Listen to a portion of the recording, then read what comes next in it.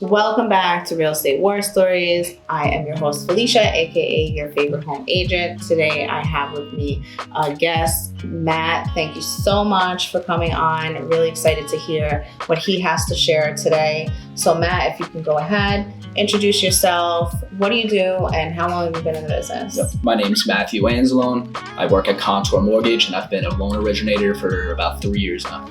Awesome. And what made you get into real estate? So I was originally doing accounting and I wasn't nuts about it. It was a little boring. I felt like I needed something a little more interactive. I had a friend that was doing mortgage lending and he was doing pretty well for himself. And he said, "Hey Matt, why don't you come down to the office, just see what it's all about." So I went down there and after about 45 minutes, I knew, all right, this is something I want to do. Awesome. So I'm sure you have some war stories to share. So what is your real estate war story? Yeah, so I think on every deal, there's going to be some sort of issue that arises that kind of makes it difficult or some sort of a war story. But I think specifically probably the one that I closed beginning of last year, 2022. I mean, this one we had just about everything going wrong. We had title issues. We had tenants that were refusing to leave the property. We had interest rates that were rapidly rising because this is when the feds really started to hike everything pretty quickly. So it actually started in October of 2021. That's when it was a friend of mine, he got into contract. So we got into contract and right off the deal, I speak with the listing agent. She tells me she's accepting the offer. And then she pretty much just ghosted me and the buyer's agent after that, was not answering her phone, not answering text messages. And if she did answer her text, it was very vague responses, maybe every 2 weeks. So we figured out that there was tenants living in the house and they were not leaving, or at least not leaving. And the listing agent didn't tell anybody this? Maybe she let the buyer's agent know, but she wasn't transparent in the time frame that they were leaving. Okay. Every time we asked for an update, when are the tenants heading out, it was, next week. And before we know it, we're kicking the can down the road months and,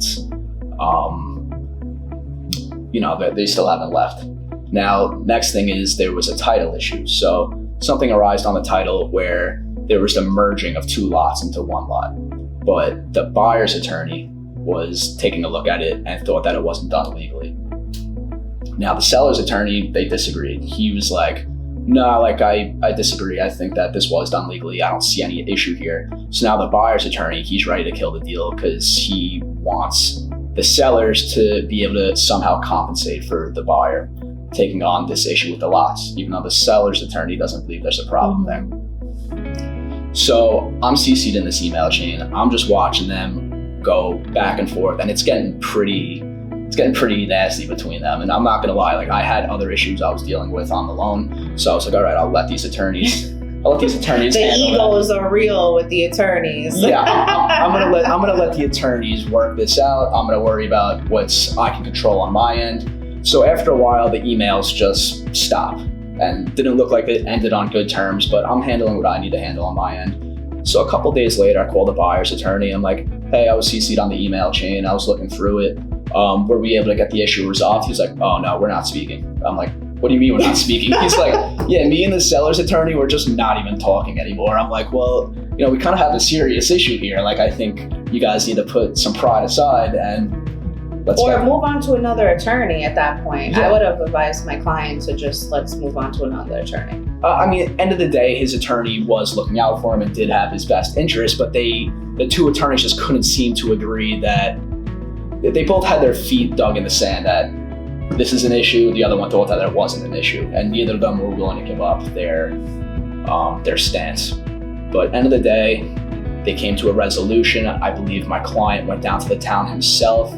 He spoke with the town, seeing if the lots were going to be an issue, if it was going to affect taxes in any way. The town said it wasn't a problem, everything was in compliance, everything was legal.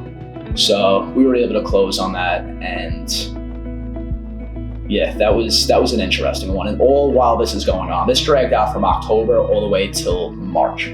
So this is about 5 months. We have interest rates that are rapidly rising. So I locked him in to get him the lowest interest rate possible because the difference between a 3.25% to, I mean, they were at like 4.8 now.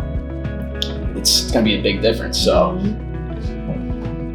that was definitely stressful, watching these attorneys try to get that figured out, waiting for the tenants to leave, all while we have we have a rate lock that's about to expire that we keep extending, and we're really riding this out to the end. Meanwhile, with the extension, the client typically has to pay extension fees. Yeah. So now it's even costing more money in that sense. So given that story, because I could think of a couple things, pieces of advice, but I want to hear from you. Mm-hmm. What type of advice could you give to another person so that something like that doesn't happen again? Like, what are some pieces of advice? One, I would definitely be more aware of what's going on with the people living in the house. If there are tenants, we need more clarity on when exactly they are leaving. And two, I think I would just have a better overall game plan with the attorney as to how you guys want to move forward. Whether it's something, because one, our bank was, even if it was an issue on the title, we were still able to close on it. So maybe have a better game plan as to what you're looking to do. If it is a problem, do you still want to close on it?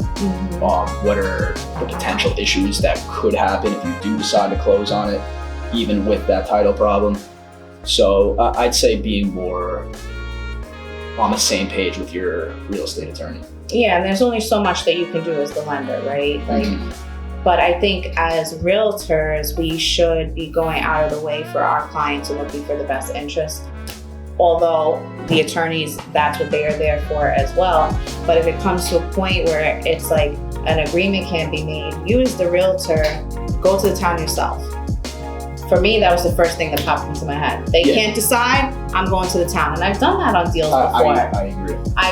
Where there were COs and it's going to take weeks to get the CO back. But if I go there myself, I know that I can get that sooner rather than later. Like you mentioned before, off camera on other content that we made, transparency is key. Communication is key. We have to be communicative. But I'm really happy that it ended up closing. Yeah. And that it got worked out. Yeah, I mean, that dragged out about 5 months, but we got it closed. You got it closed. So with 1 day to spare on the rate lock extension. Oh my God. Yeah, one day to spare. Talk about by the skin of your teeth. So thank you so much for sharing. If our followers want to follow you, if you want to go ahead and drop your Instagram handle. Yeah, my Instagram handle is Anzalone_mortgage. Awesome. So you guys can reach out to him there. You already know me, or now you do. Felicia, aka your favorite home agent. Thank you so much for listening. I'll see you guys on the next one.